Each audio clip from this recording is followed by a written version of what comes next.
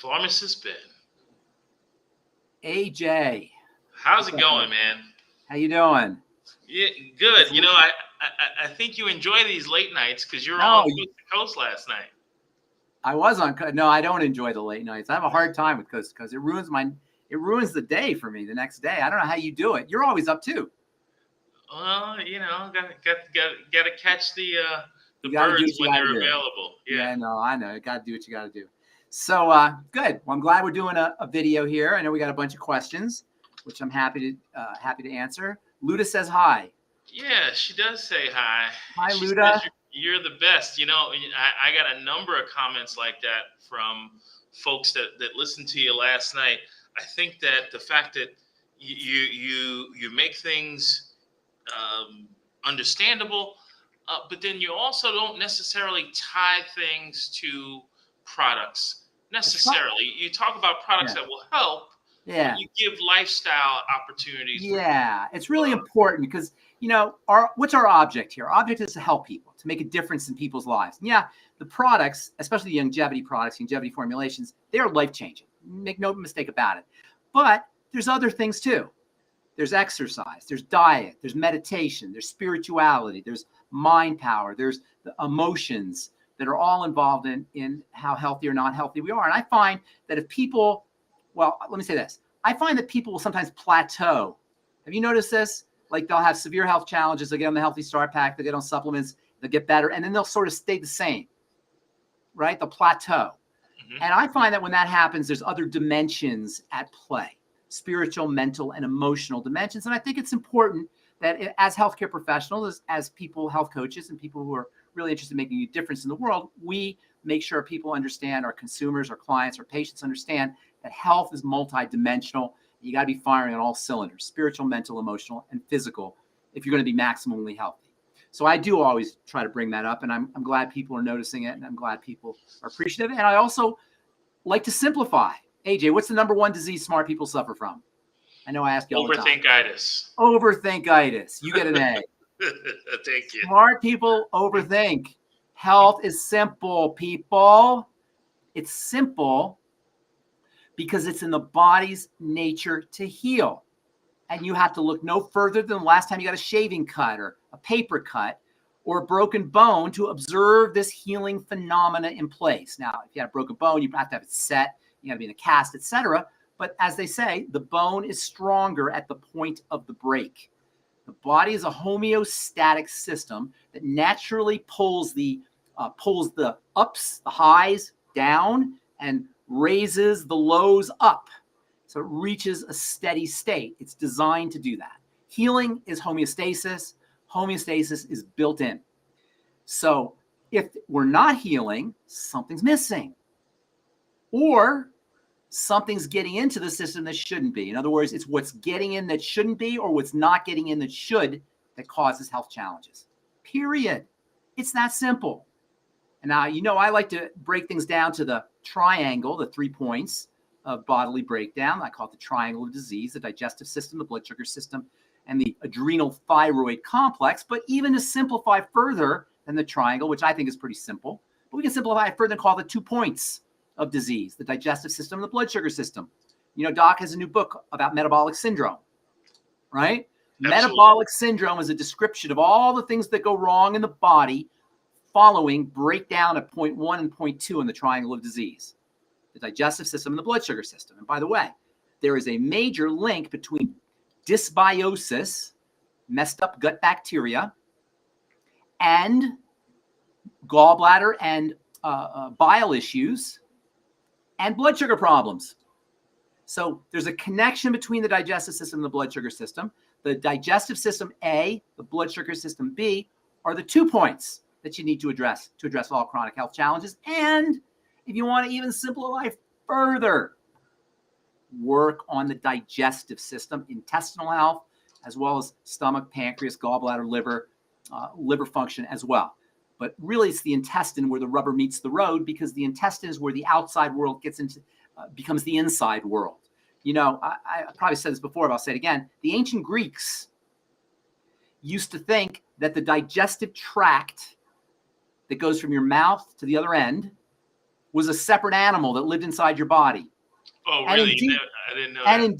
and indeed, the digestive tract has its own nervous system. It has its own, it's like a brain. In fact, there's a wonderful book that came out a few years ago that describes the neurology of the digestive system called the second brain. The digestive system is considered the second brain. It's like another organism inside our body. The reason I'm bringing this up is to say a food is not in your body until it crosses over from the alimentary canal, the digestive tract, into the blood. So the food is segregated from the body, from the blood, until it hits the intestine when it crosses over. And that juncture where the food goes from the intestine, it's not really food, the nutrients cross over from the intestine into the bloodstream is the crux, the nexus of health or disease. So if you want to simplify everything even further, work at that level, the small intestine specifically. Now, when the small intestine, when the biochemistry of the small intestine is thrown off, specifically by the growth of bacteria in the small intestine, you get all kinds of, well, first of all, you get inflammation and you get openings in the intestinal lining, and that causes all kinds of toxicity to get into the blood. That's called leaky gut. These days, everybody's heard of leaky gut. When I started talking about leaky gut 25, 30 years ago, everybody thought I was crazy. I remember this one gal, this teacher at a skincare school, an esthetician school that I was teaching at. I remember one of her students told me later, I didn't hear it, but her students said, Mrs. Adams says, Ben thinks everything is the digestive system, sort of poo-pooing it and marginalizing it, because this was the 90s and I was talking about this and it sounded kind of crazy. I'm telling you, health issues can always be backtracked to the secretion of toxins, food particles, and immune activating chemicals or immune chemicals into the bloodstream through a leaky gut. And this follows SIBO, small intestinal bacterial overgrowth, as well as the ingestion of the wrong kinds of foods, specifically refined foods, processed foods, as well as fried fats, which are especially problematic. And even the hormone estrogen can be involved in causing inflammation, leading to what's called leaky gut and the entrance of toxins into the blood. And every health challenge that's chronic or that doesn't resolve itself, things like long COVID or chronic Lyme disease. These are conditions that are very problematic for the mainstream medical model to deal with. They don't know what to do. And there's many people sitting around suffering with long COVID and chronic Lyme disease, and they have no idea how to help themselves because nobody's linking the secretion of histamine and aldehydes and lipopolysaccharides and immune factors and gluten and food particles into the bloodstream through a leaky gut. You'll always find these factors behind long COVID, behind chronic Lyme, behind cancers, behind autoimmune diseases, behind dementias, behind movement disorders, behind skin problems, all of it. And the reason this is important is there's two reasons why this is something to talk about. Number one, because it's important, that's how you heal. And number two, because people don't want to think about the foods they're eating, because it sounds like your mother telling you to eat your vegetables. And we automatically don't want to hear that. It sounds preachy. Nobody wants to hear, don't eat this food, eat good food, don't eat the bad food. People don't like to hear. Have you ever tried talking to somebody who's eating French fries and say, don't eat those French fries? They're not good for you. It's not going to go over. It's not going to go over well, AJ. Trust me. It's not going to go over well. People don't want to hear it. But this represents a major point of power, a major leverage point. It's really common sense because the things are getting into the blood. So they activate an inflammatory immune response. So you have some specific things you want to talk about. And with these specific things, I'm just going to show you how you can use the triangle, the 2 points, the 1 point to address all of these seemingly disparate health challenges. So start off with number one. Okay. I will start with number one. The first question that we wanted to deal with was methylation and the cyanocobalamin. Okay. So methylation, and again, we're trying to simplify here. So I'm not going to get into too much chemistry except to say methylation is a process of transformation or perhaps you could say activation, also detoxification. Now let's break that down a bit. Chemistry is this overwhelming subject. People roll their eyes, they glaze their eyes, they don't want to hear, they freak out about chemistry. I tell people I love chemistry, they think I'm a freak. Organic chemistry has a reputation for being the hardest course anybody could take. When people hear about chemistry, they immediately think somebody's intelligent if they know chemistry. It's not like that. Chemistry is as simple as Tinker Toys. Remember Tinker Toys? You know, I used to do talk when I do talks and I talk about Tinker Toys. These days, kids don't know what Tinker Toys are. People, you know, that like kind of dates you if you know what Tinker Toys are. So I'm going to assume most of our listeners know what they know Lego. No, it has to be a Tinker Toy, not Lego. It has to be a Tinker Toy. So Tinker Toy is a toy that has like a long stick, and you stick parts to the long stick. Basically, that's it, right?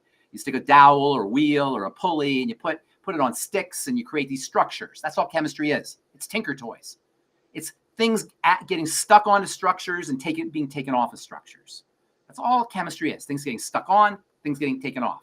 And the body is an endless, performs an endless series of biochemical functions of things getting stuck on and taken off.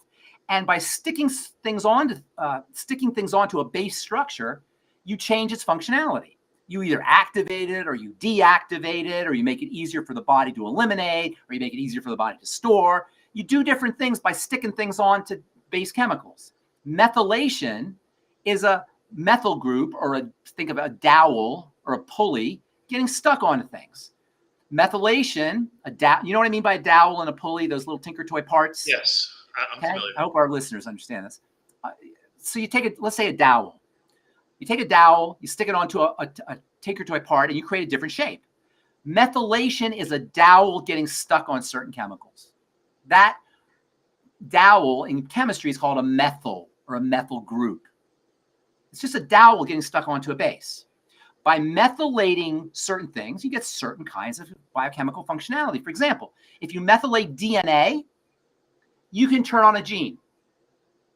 If you methylate a hormone, you can make it easier for the body to eliminate. You can detoxify it. If you methylate a vitamin, you can activate it. So methylation, sticking a methyl group onto a base chemical, activates things, deactivates things, makes them more prone towards elimination, detoxifies. It changes the nature of certain base chemicals. So methylation is critically important. For example, to use your vitamin B12 example, you want to talk about vitamin B12. Vitamin B12 is called cobalamin. That's the name for vitamin B12, cobalamin.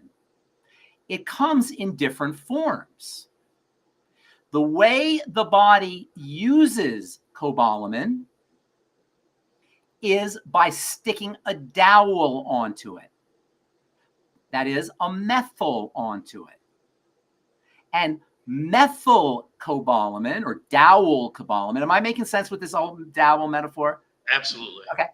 Methylcobalamin is the active form of cobalamin, the active form of vitamin B12. So if you do not methylate appropriately, and I'll tell you why that happens in a second, and some people don't, in fact, a lot of people don't, and you take cobalamin, you're not going to be able to activate it as effectively. Or more exactly, because cobalamin isn't really a thing, cobalamin always has to have something attached to it. If you take something like cyanocobalamin, your body has to get rid of the cyano part and stick a methyl onto it. And if you're not methylating, you may not get the same value out of that cyanocobalamin. You might not get the same vitamin B12 value out of the cyanocobalamin because you don't methylate. So for this reason, pre-methylated cobalamin is a better form of vitamin B12 than cyanocobalamin. You follow me? Yes. Pre-methylated, especially for people who don't have the ability to methylate. Now, let's talk about the ability to methylate. There's a condition where the genes that code for methylation enzymes is not working effectively. This enzyme is called MTHFR. And I'm not even going to tell you what that stands for. Okay? It's an enzyme, MTHFR. There are some people who do not have the ability, from a genetic perspective, to make the enzyme MTHFR. They call that an MTHFR deficiency. You've heard that term probably. Yes. Now, if you go to doctors don't really talk about this that much, but if you go to a naturopath or chiropractors who really like to talk about this, alternative practitioners, they'll tell you that an MTHFR deficiency is a genetic mutation. And people hear that and they think, oh my God, I've got a genetic mutation. I'm cursed. This horrible thing has happened to me. I have a genetic mutation. There's even people who are proud of it. Oh, I can't take that. I have an MTHFR deficiency. Like it's a thing. Almost 50% of people have an MTHFR deficiency, 30 to 50%. Interestingly, Hispanics tend to have more MTHFR deficiency issues. So the question is, if this is a genetic anomaly, why is that half of people have it, a third to half of people have it? A genetic anomaly doesn't affect a third to half of people. That's absurd. Genetic anomalies are rare. If something happens to a third to a half people, it's not an anomaly by definition. Are you with me? Yes. It's a normal thing. It's practically normal. So the question is why do people have this MTHFR deficiency? It's not a curse. It's not like you have this terrible health challenge, health disease. MTHFR deficiencies are associated with inflammation and poor living and unhealthy body. And inflammation and poor living strategies, and an unhealthy body are the triangle of disease. They're the 3 points. An MTHFR deficiency is not a curse. It's a sign that the body is not operating or firing on all cylinders, meaning always the digestive system, the blood sugar system, and the adrenal thyroid complex have to be addressed. An MTHFR deficiency is a sign of breakdown. It's a sign of degeneration. It's a sign that the body's not working the way it's supposed to be. And when the body's not working the way it's supposed to be, you go back to the triangle or the 2 points or the 1 point if you want to further simplify. Are you with me here? Yes. Now, if you have a problem methylating, you can also use what are called methylating agents. And we should all be doing that anyway. Because while MTHFR can help you stick that dowel onto the base, you got to have the dowel first before you can stick it onto the base. You got to have enough dowels. You got to have enough methyls. And there are wonderful nutrients that will give you those methyls, such as Beyond Tangy Tangerine. It's loaded with methylating agents, including folate, methylfolate, by the way, methionine, vitamin B12, methylcobalamin. These are all methylating agents that contribute methyls. One of my favorite methylating agents, I don't know if you heard me on George Norrie yesterday, the last thing he asked me, which he asked me earlier, was about one of my favorite nutrients, which is choline. Choline is a methylating agent. You get that from eggs. You get that from lecithin and grains and beans. And you can supplement with choline. In fact, everybody should be supplementing with choline, in my opinion, because it's incredibly important for the brain and the digestive system as well as a methylating agent. One of the most underappreciated and little known methylating agents is in our ultimate enzymes. It's called betaine, as in betaine HCl. So betaine HCl is in the ultimate enzymes because it's a source of hydrochloric acid for acidification, but it's also a methylating agent. It's a source of betaine, a source of methyls. So if you have an MTHFR deficiency, you're not cursed. Number one, work on your overall health to reduce systemic inflammation, which causes MTHFR deficiencies. And number two, make sure you're pounding in methylating agents, things that support methylation. As far as cyanocobalamin goes, yes, methylcobalamin is a better form of cobalamin because it's premethylated. But that doesn't make cyanocobalamin not valuable. It's very valuable. You just got to make sure you're getting methylating agents and you're supporting MTHFR genetically by reducing inflammation. Let me just say one last thing. You hear the question about the cyanide. Cyanocobalamin is a cyanide molecule, a little piece of cyanide. So people, oh my God, it's cyanide.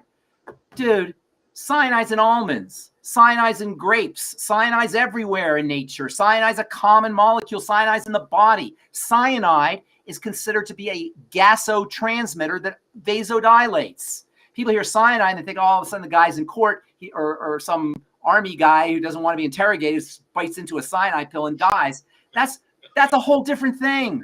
That's a huge amount of cyanide, and it's a different form of cyanide. The cyanide molecule in the trace amounts that you're getting, the tiny infinitesimally amounts you're getting, is insignificant. The body's has plenty of detoxifying abilities to take care of cyanide, and cyanide is even a functional molecule. So this whole thing about cyanide, oh, you're getting cyanide. I hear these chiropractors on YouTube, one in particular, I won't even mention his name. Oh, it's cyanide. Oh, you're getting cyanide. Go back to biochemistry 101. Cyanide is a gasotransmitter. Cyanide metabolism is built into liver detoxification. Cyanide's in foods. It's part of nature. You don't want to eat a whole bunch of cyanide, but the trace amounts that you're getting are insignificant. Okay. Cyanocobalamin is not a toxic molecule. That's absurdity. So, number one, methylcobalamin is probably a better source because it's premethylated and you're sparing your methyl groups. If you take cyanocobalamin, you've got to get some methyl somewhere. And so you just take in some choline and some B12 and some B6, methylcobalamin, or I'm sorry, methylfolate. And betaine and whatever. There's methionine and there's various supplements that you can take, SAMe, acetylmethionine that you can take to promote methylation and reduce inflammation at the triangle level. So your MTHFR, methyl tetrahydrofolate reductase, is being produced and the deficiency goes away. So you follow what I'm saying? Number one, cyanide is much ado about nothing unless you're eating potassium. You're eating a cyanide pill so you can kill yourself. But cyanide in foods is not an issue. And cyanide, a little trace amount of cyanide in cyanocobalamin isn't a big deal. Methylcobalamin is probably better. And most products these days are going to methylcobalamin anyway. And then consider an MTHFR deficiency a sign of bodily distress, not a genetic curse. Okay, Ben, I have a question that I want you to answer in 2 minutes or less. I can't do that. You may be able to. Okay. This one is: should we be eating for our blood type? Okay, that was a book. That's based on this book that came out in the 1990s. Eat Right for Your Blood Type. Peter Adamo or D'Amo, I forgot how he says his name, and he noticed that if you take the blood out of different types, blood type A, type B, type O, type AB, and you put the blood in a petri dish, and you put certain foods in the type A or the type B or the type O, depending on the blood type, the blood will coagulate. And coagulation of blood, as I've said for many years, is a sign of some kind of inflammatory reaction. So he extrapolated that to say that people have certain blood types should eat certain foods. The problem with that logic is horses and lions and tigers and bears and opossums and marmots and ferrets and whatever that live in the wild, they have different blood types. Do you think a polar bear will only eat a certain food based on his blood type? No, he eats whatever a polar bear is supposed to eat. So is it true that maybe there's some certain reactions and certain predilections that certain blood types have with certain foods? Possibly. But again, much ado about nothing. Animals in the wild don't eat for their blood type. What we want to start doing is we want to eat like humans. We want to eat food that human beings are supposed to eat. And that doesn't include McDonald's. And that doesn't include Snickers bars. And that doesn't include Lay's potato chips. And that doesn't include fried fats and all the junk food and crap that we're eating.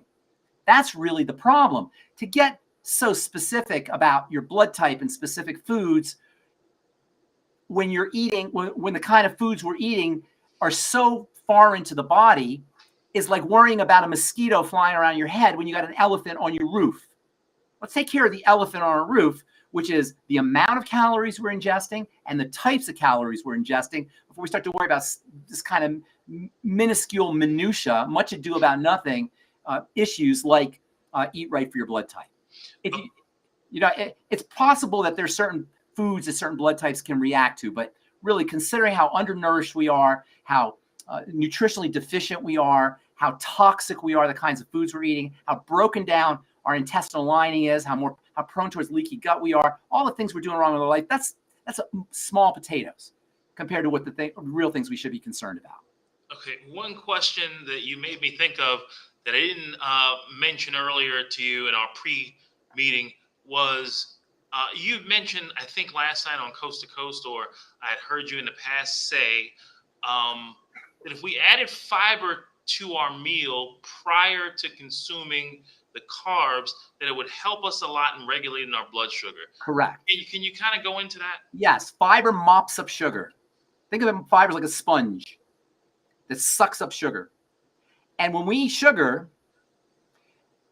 it has to be released for maximum benefit. You want to release the sugar slowly. The body doesn't like big spikes, especially big spikes of high energy substances. Sugar is very high energy. So if you ingest sugar without fiber, it goes right into the bloodstream. Your blood sugar spikes really high, throws off the biochemistry. Insulin has to come out. And it creates a milieu that's prime for disease with the combination of high blood sugar leading to what's called glycation or burning of various proteins in the body, as well as high levels of insulin and eventual insulin resistance. So slowing down the release of sugar is a very important strategy for keeping the body's balance, for keeping the body from having to experience big disturbances in chemistry. And fiber does that. That's why fruit juices are so problematic. Even though fruit juices have this reputation of being really healthy for you and really good for you. And, we think of orange juice, we think of sunshine and Florida, and, oh, I have a cold and morning, I'm going to drink fruit juice. It's one of the stupidest things you do first thing in the morning is drink orange juice. Recipe for disaster. Apple juice, pear juice. Oh, by the way, for babies, giving a baby apple juice should be criminal. Or pear juice, or, these very high sugar concentration liquids. Because when you, as we've said many times, when you drink something, it goes into the system really fast. That's true about supplements. That's why the Beyond Tangy Tangerine is so important. And it's also true about sugar. So Coke and Pepsi and soda pops in general, those obviously are problems, but people sometimes don't realize fruit juice is a problem too. Yeah, you're going to get trace amounts of nutrients. If your fruit is fresh, you'll get more. But most of us aren't drinking our orange juice fresh. We're drinking frozen orange juice or boxed orange juice or something that's been stored and processed and reconstituted. So you're getting trace amounts of nutrients, you're not getting any fiber, and you're getting a high dose, a bolus we call it in the business, a big dose of sugar right into the bloodstream. Fiber slows down the release of sugar, so does water. So if you're drinking a lot, if you're eating a sugary meal, drink water with it. As a matter of fact, diabetics know first thing in the morning, their blood sugar is concentrated. It's higher. Blood sugar, by the way, when we say blood sugar, we mean blood sugar concentration. So you have a liquid, which is your blood, and blood sugar concentration means the amount of sugar that's in that liquid. If you drink water, you dilute the liquid and you'll drop the blood sugar concentration. So by drinking water, either with your sugary meals or after your sugary meals, or first thing in the morning, you will lower your blood sugar concentration. Also, exercise will shunt sugar from the blood into the muscles. The muscles are one of the places where sugar is stored. So as you're exercising, you're burning sugar. Sugar will get directed from the blood into the muscles. So between fiber and water and exercise, you have three very important strategies for naturally lowering your blood sugar. Then, of course, there's the wonderful nutrients, sweeties, B complex, and magnesium, and zinc, and selenium, and alpha lipoic acid, all of which have sugar processing, have sugar processing support properties. They will support sugar processing, including niacin, by the way, very important for sugar processing. So all of these are great strategies for lowering your blood sugar, including fiber. Go ahead. What were you going to say? So two things. One, all those nutrients you just mentioned, would that be the blood sugar pack and then adding ultimate enzymes? Ultimate niacin. I mean, you always want the ultimate enzymes, but not specifically for sugar. The healthy blood sugar pack, which contains selenium, I'm pretty sure. The ultimate niacin, osteomag, zinc FX. These are all very important for helping the body process sugar. Okay, and then the second question is, based on what you said, is that why traditionally we should be having a salad prior to eating our dinner? Well, having a salad before dinner will give you multiple benefits. In fact, not even a salad. It doesn't have to be a salad. It could be like any veggies.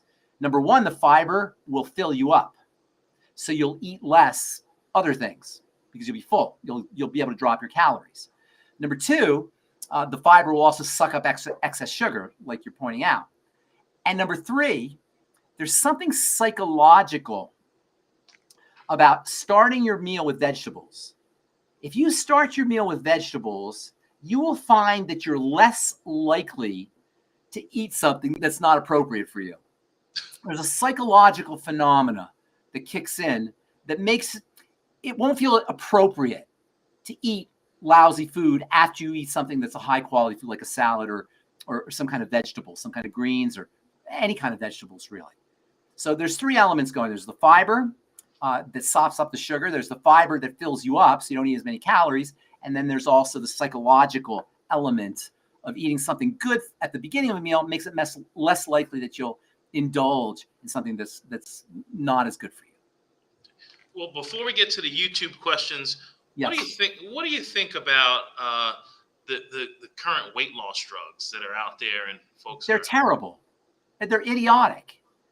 I don't mean that people get desperate. I can see that. I don't want to make it sound like the people are idiotic, but the strategy is. First of all, you're taking a poison in your body, and we really got to get this through our heads.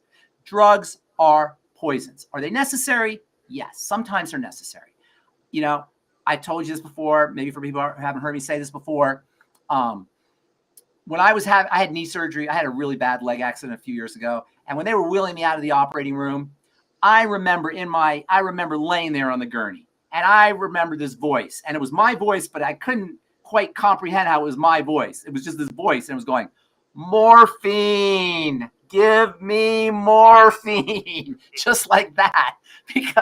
And I remember distinctly, I was like, "Who is that?" And it was me, saying morphine. And I remember thinking, I didn't give a rat's what about vitamin C or the Healthy Start Pack or, chromium. I wanted drugs, and I was glad they were there. And when they injected me with that morphine, I was very happy for a little bit. And they were like, this guy, Brian Regan, Brian Regan is, he's a comedian. He goes, when you go to the emergency room, you always do, and they ask you the question, how bad on a scale of 1 to 10 is your pain? Say 10. Okay. Because you get the morphine. And he goes, say 10. And I know what he's talking about. And then Brian Regan, he goes, and then all of a sudden, I wanted more morphine. And he goes, guess who's a 10 again? Guess who's a 10? He said that. It's really funny.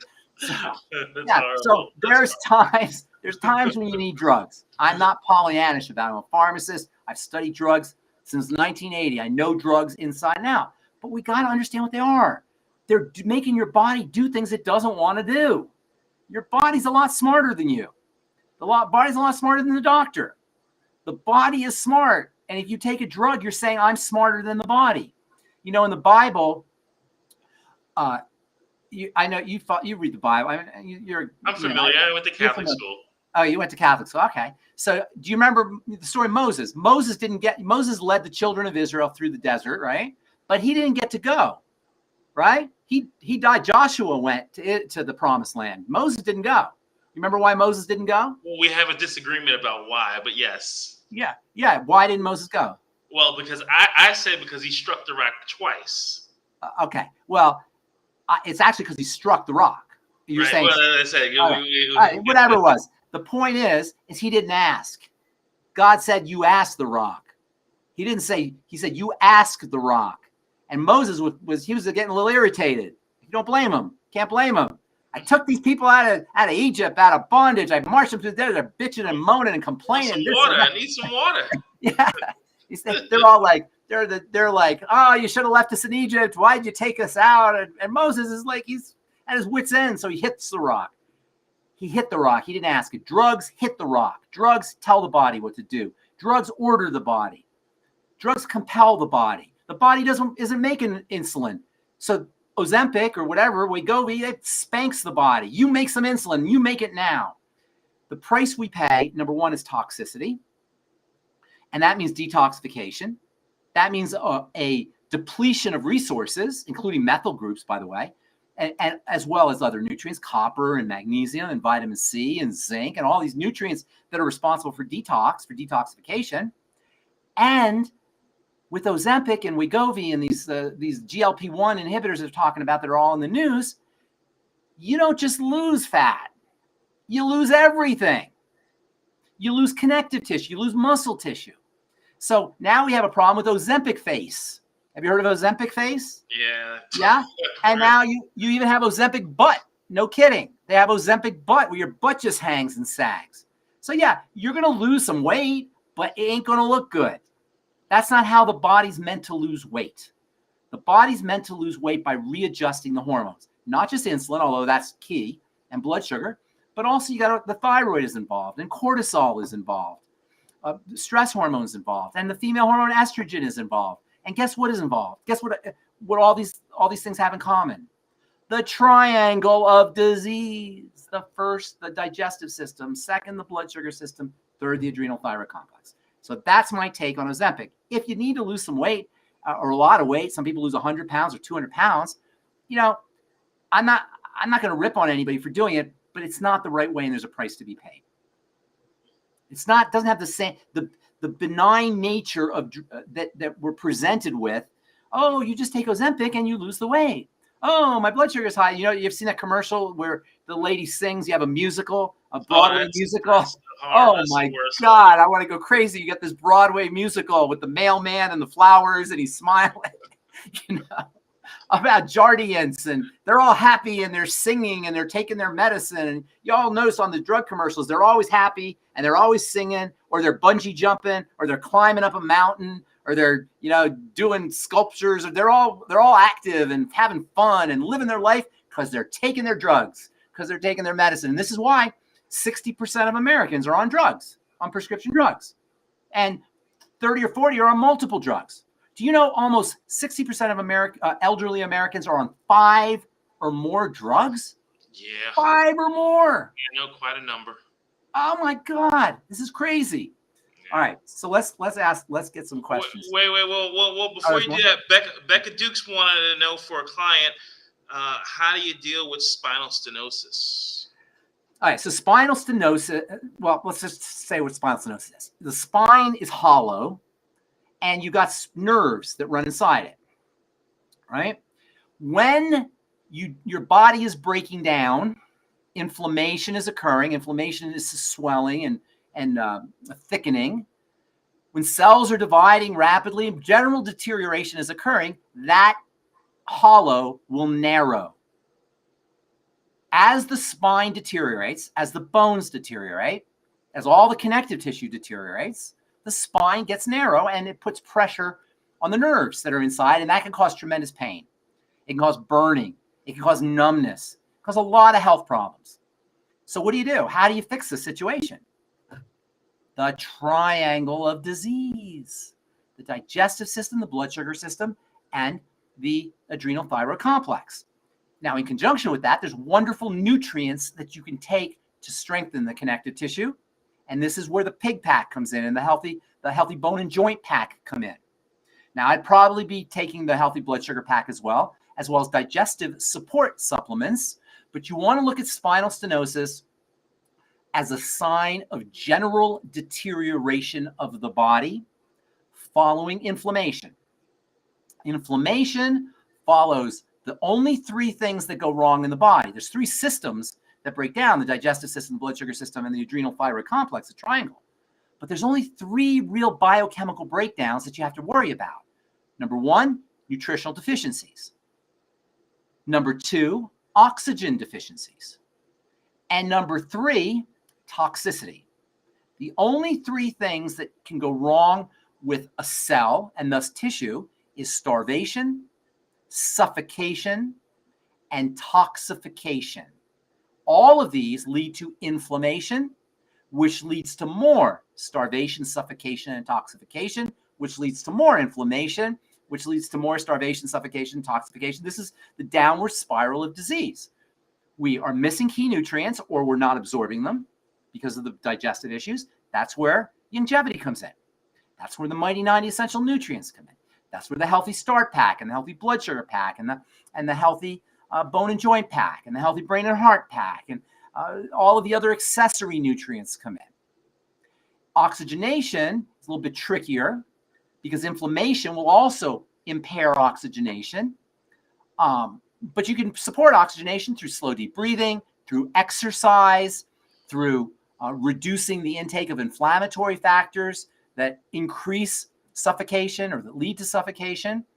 And then toxification, patching up a leaky gut, staying away from the problem foods, reducing your sugar intake. If you're smoking and drinking and doing drugs, obviously those are going to be sources of toxicity. You want to eliminate those as well.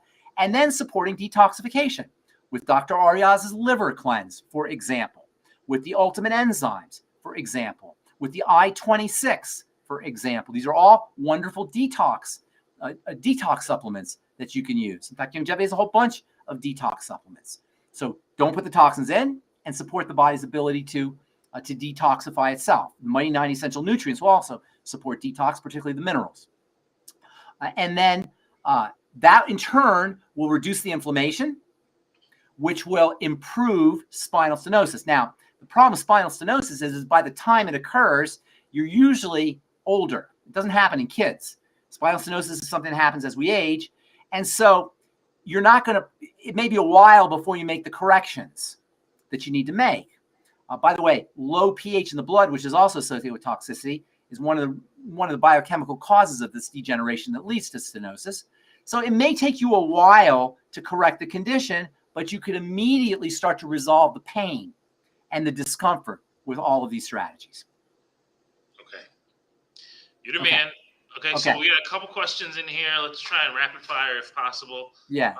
Luda, who was one of the first ones on YouTube. Hi, Luda. She's got two Luda questions. uses my Truth Treatments. Yes. She's got 2 questions.